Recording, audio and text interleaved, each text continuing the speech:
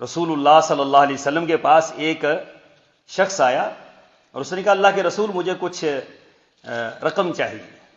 تو آپ کے پاس موجود نہیں تھی، آپ پر قربان جائیں، آپ کے پاس ہوتی تو آپ کبھی انکار نہیں کرتے تھے۔ آپ نے فرمایا کہ فلاں صحابی کے پاس جاؤ اور ان سے جا کر لے لینا۔ اب یہ وہاں اس گھر پہ چلے گئے، دروازہ کھٹکھٹایا، اندر سے آواز آ رہی ہے خاوند اپنی بیوی سے لڑ رہا ہے۔ اب لڑائی کس بات پہ ہے کہ رات کو آپ نے جو لالٹین جلانی تھی، جو بتی جلانی تھی، اس کے اندر تیل آپ نے زیادہ ڈال دیا، اس کی وجہ سے دو نقصان ہوئے، ایک تو تیل زیادہ جلا ہے، دوسرا بتی بھی زیادہ جل گئی۔ اب وہ سن رہے باہر کھڑا ہوا کہ میں تو پیسے لینے کے لیے آیا ہوں، یہاں تو حالات اتنے خراب ہیں کہ یہاں تو معاملہ ہی کچھ اور، یہاں بتی پہ لڑائی ہو رہی ہے کہ یہ بتی زیادہ کیوں جل گئی ہے۔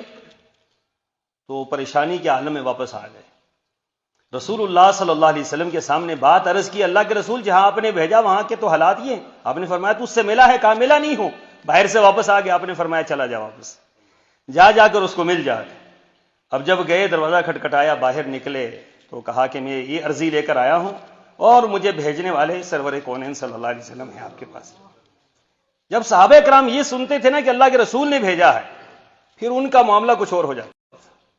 پھر وہ اپنی پوری کی پوری اٹھائی اور لا کر اس کو دے دی، اور پوچھا تک نہیں ہے کہ کیا ہے کیا نہیں ہے، بس لے جاؤ۔ یہ وہ صحابی کہتے ہیں جب میں گیا تو میں نے گنا 1000 اشرفیاں، 1000 اشرفی کی،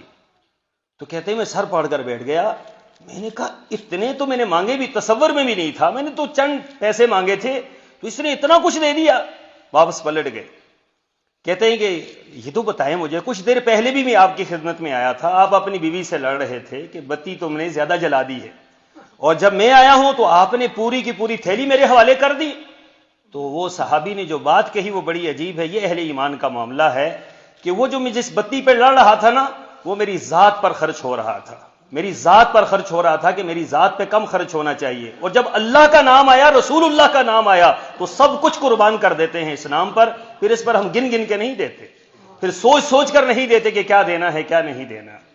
اللہ کے نام پر جب دینے کی باری آتی ہے تو پھر یہ نہیں دیکھا جاتا کہ ہوگا کیا۔ دنیا کی ہر جگہ پر آپ لگانے سے پہلے 1000 مرتبہ سوچیں کہ یہاں نفع کتنا آئے گا، لیکن جب اللہ کے نام پر لگائیں تو پھر یہ کبھی نہ سوچیں یہاں نفع کتنا آئے گا، یہ سوچیں کہ کتنا آگے یہ بڑھے گا جا کر۔ من ذا الذی یقرض اللہ قرضا حسنا فیضاعفہ لہ اضعافا کثیرا۔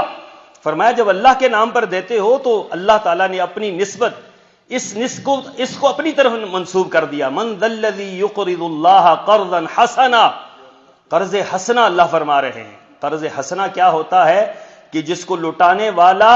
اس سے بہت اچھے طریقے سے لٹاتا ہے اور بہت خوبصورت انداز سے لٹاتا ہے، اور مقروض ہمیشہ جب قرض واپس لٹاتا ہے تو وہ بڑی مشکل سے لٹاتا ہے، اور بعض اوقات اس طرح بھی ہوتا ہے کہ 100 کی جگہ پر 90 دے کر کہ جی باقی مجھے معاف کر دے، میرے پاس نہیں ہو سکے، لیکن میرا رب فرماتا ہے کہ جس رب کو تم قرض دے رہے ہو فَيُضَاعِفَهُ لَهُ أَضْعَافًا كَثِيرًا، فرمایا کہ وہ تمہیں کتنا دے گا، وہ 700 گنا تک تمہیں عطا کرے گا۔ ایک کے بدلے میں ایک نہیں ہے، ایک کے بدلے میں 700 گنا ہے، 700 گنا۔ دنیا کا کوئی نفع ایسا نہیں ہے، دنیا کا کوئی نفع ایسا نہیں ہے، دنیا کا کوئی کاروبار ایسا نہیں ہے، دنیا کی کوئی ایسا نظام نہیں ہے جہاں پر 700 گنا تک نفع ملتا ہو۔ یہاں پر اللہ کے راستے میں اور اللہ کے دین کے راستے میں اور اللہ کے نام پر خرچ کرنا، اللہ کے نام پر دینا، اس پر اللہ تعالیٰ کیا اجر فرما رہے ہیں۔ فرمایا کہ اس پر جتنا ملنا ہے وہ تم تصور بھی نہیں کر سکتے۔ گلے ہم لوگ مسجدوں میں لگاتے ہیں باہر، تو میں اس کو اچھا نہیں سمجھتا، اور ہمارے قریشی صاحب کو دوستوں کو پتا ہے کہ میں اس کو کہتا تھا یہ ٹھیک عمل نہیں ہے، ہمیں یہ نہیں کرنا چاہیے، لیکن میری ایک عجیب اصلاح ہوئی ایک معاملے میں کہ حافظ عبدالحمید اظہر رحمہ اللہ تعالی وہ فرمانے لگے، میں نے کہا حضرت یہ جو گلے مسجدوں کے اندر لگے ہوتے ہیں تو یہ ٹھیک نہیں۔ انہوں نے کہا شاہ صاحب آپ بھی کیسی بات کرتے ہیں۔ میں آپ کو ایک واقعہ سناتا ہوں۔ کہنے لگے کہ میں گھر سے باہر نکلا، ایک خاتون مانگتی ہوئی آ رہی تھی، تو میں نے بھی اس کو کچھ پیسے دے دیے، تو اس نے وہ سارے پیسے اپنے ہاتھ میں لیے اور ہماری مسجد کے باہر جو گلا لگا ہوا تھا سارے کے سارے اس میں ڈال دیے۔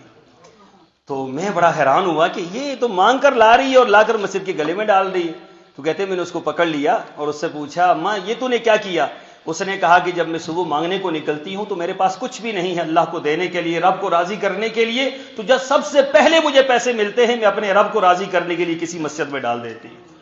تو کہنے لگے کہ میں بڑا حیران ہوا، اور میں نے کہا یہ وہ برکت ہے جو لوگوں کے ہاں سے ہمیں مل رہی ہے، یہ برکت والا پیسہ ہے۔ یہ جو لوگ یہاں ڈالتے ہیں نا، کوئی 1 روپیہ ڈال جاتا ہے، کوئی 1000 ڈال جاتا ہے، کوئی جتنا بھی جو ڈال جاتا ہے، یہ برکت والی چیز ہوتی ہے۔ اس سے جو برکت ملتی ہے وہ بہت زیادہ سے نہیں ملتی۔ کیوں کہ ہو سکتا ہے کہ جس کے پاس 10 ہے وہ 10 ہی ڈال رہا، اس کی کل کائنات 10 ہو، اور جس کے پاس کروڑوں ہو اس میں سے وہ لاکھ ڈال رہا، تو زمین و آسمان کا فرق تو ہے نا اس چیز۔ ایک کے پاس کل ہی 10 ہے، وہ سارے کے سارے اس نے ڈال دیے۔ حضرت ابوبکر صدیق کی اس عظمت کو دیکھتے ہوئے اور اس اظہار کو دیکھتے ہوئے اس نے 10 کے 10 ہی ڈال دیے، اور جس کے پاس بہت زیادہ ہے اس میں سے نکال رہا ہے، یقیناً اجر اس کا بھی بہت بڑا ہے، لیکن اس کا مقابلہ نہیں ہو سکتا ہے۔ تو رسول اللہ صلی اللہ علیہ وسلم نے فرمایا تھا بھائی لے کر آؤ، تو ایک صحابی چلے گئے، ان کے پاس کچھ بھی نہیں تھا، غریب فقیر صحابی تھے،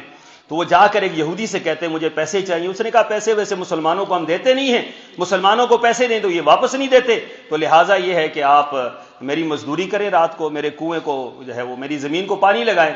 وہ تو صحابی پوری رات پانی کھینچتے رہے، پوری رات، اور پانی اتنا انہوں نے کھینچا کہ ان کے ہاتھ جو ہے زخمی ہو گئے، خون آلود ہو گئے ہاتھ۔ تو صبح اس نے ایک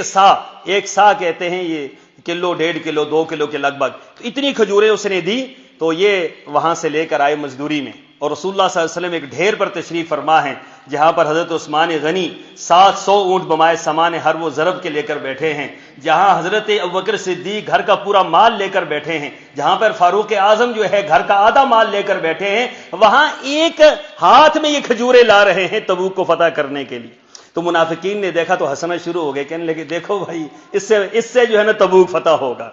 جو زیادہ لا رہا تھا کہہ رہے تھے دیکھو یہ ریاکاری کر رہا ہے، جو کم لا رہا تھا کہہ رہے تھے یہ دیکھو یہ کیا لا رہا ہے۔ تو اسلام نے اس کو تو نہیں دیکھنا نا، اسلام نے یہ دیکھنا ہے اس کا اخلاص کیا ہے، اس کی محبت کیا ہے، اس کی للہیت کیا ہے، یہ کس نام پر لا رہا۔ تو آپ نے اپنے ہاتھ مبارک میں لیے، آپ نے اپنے مبارک ہاتھوں میں لیے اور لے کر آپ نے اس کو پورے ڈھیر پر پھیلانے کا حکم دیا کہ ان کھجوروں کو پورے ڈھیر پر پھیلا دیا جائے۔ تو جب پورے ڈھیر پر پھیلا دیا تو آپ نے ایک جملہ ارشاد فرمایا جتنا اس پورے ڈھیر والوں کو الگ الگ اجر ملے گا اتنا اللہ تعالیٰ اس ایک صحابی کو اجر عطا فرمائیں گے۔ یہ نہیں تھا کہ کتنا لے کر آیا، یہ تھا کہ کس اخلاص سے لے کر آیا۔ سامعین محترم، یہ جو اللہ کے نام پر خرچ کرنا ہوتا ہے، چاہے زکوٰۃ کی صورت میں ہو چاہے کسی صورت میں ہو، یاد رکھیں یہ رائگاں نہیں جاتا۔ دو باتیں بڑی اہم ہیں، ایک ہے تزکیہ نفس، ایک ہے تزکیہ مال، تطہیر مال کے لیے زکوٰۃ ہے، اور تزکیہ نفس کے لیے یہ نفلی صدقہ ہے۔ ہاں، یہ جو محبت ہوتی ہے نا، مال کی محبت، اس کو ختم کرنے کے لیے زکوٰۃ تو آپ نے دینی ہی دینی، وہ ہر حال میں دینی ہے، وہ تو اللہ کی آپ کی ہے ہی نہیں، وہ تو غریبوں کی، مساکین کی، بیواؤں کی، آپ کا تو ہے ہی نہیں 2.5%۔ لیکن اس سے ہٹ کر زکوٰۃ سے آپ کی مال کی تطہیر ہوتی ہے، اور جو آپ نفلی صدقہ دیتے ہیں زکوٰۃ سے ہٹ کر، اس سے کیا ہوتا ہے، آپ کی نفس کی تطہیر ہوتی ہے، آپ کا نفس اس سے پاک ہوتا ہے، آپ کے نفس کے اندر مال کی محبت ختم ہوتی ہے، اور مال کی محبت ختم جس دل سے ہو جاتی ہے، مال کی محبت ختم، اللہ تعالیٰ جو ہے اس دل کو مالا مال کر دیتا ہے۔ مال کی محبت ختم ہونے سے دل مالا مال ہوتے ہیں۔ مال کی محبت ہو اور پھر بندہ مال کو جو ہے وہ اپنا چمٹ جائے اور اللہ کے نام پر بھی نہ دے اور غریبوں اور مساکین کو بھی نہ دے اور پھر اس میں سے ان کا حق بھی نہ نکالے، تو یاد رکھیں کہ یہ مال کبھی نہیں بچتا ہے۔ دو باتیں ہمیشہ یاد رکھیں۔ ایک بات یہ ہے کہ زکوٰۃ نہ دینے والا شرعی مجرم تو ہے ہی ہے، لیکن اللہ کا وعدہ ہے کہ اس کا مال برباد ہوگا، اللہ کا وعدہ ہے اس کا مال برباد ہوگا۔ لیکن جو زکوٰۃ دیتا ہے اس کو نقصان ہو سکتا ہے لیکن مال اس کا برباد نہیں ہو سکتا۔ نقصان ہونا الگ مسئلہ ہے، جس طرح سورہ قلم میں اللہ تعالیٰ نے فرمایا کہ جب بیٹوں نے کہا تھا نا کہ باپ تو ویسے ہی ہمارا باپ جو ہے وہ خرچ کرتا رہا ہے اور ہمارا باپ جو ہے وہ ٹھیک نہیں تھا، تو اس نے ہر اپنا مال لٹا دیا، لہٰذا ہم تھوڑے سے سیانے لوگ ہیں اور ہم اس مال کو بچا کے رکھیں گے۔ تو اللہ تعالیٰ نے کیا کیا، سارے کا سارا مال تباہ کر دیا، سارے کا سارا مال تباہ کر دیا۔ یہ مال جن کا تباہ ہوتا ہے یہ وہ لوگ ہیں جو زکوٰۃ دیتے ہی نہیں ہیں، لیکن یہ ہو سکتا ہے کہ آپ کے نفع میں کچھ کمی آ جائے، یہ ہو سکتا ہے کیونکہ یہ قرآن کے الفاظ ہیں وَلَنَبْلُوَنَّكُمْ بِشَيْءٍ مِّنَ الْخَوْفِ وَالْجُوعِ وَنَقْصٍ مِّنَ الْأَمْوَالِ وَالْأَنفُسِ وَالثَّمَرَاتِ وَبَشِّرِ الصَّابِرِينَ الَّذِينَ إِذَا أَصَابَتْهُمْ مُصِيبَةٌ قَالُوا إِنَّا لِلَّهِ وَإِنَّا إِلَيْهِ راجعون۔ ہر چیز میں، ہر معاملے میں، ہر نقصان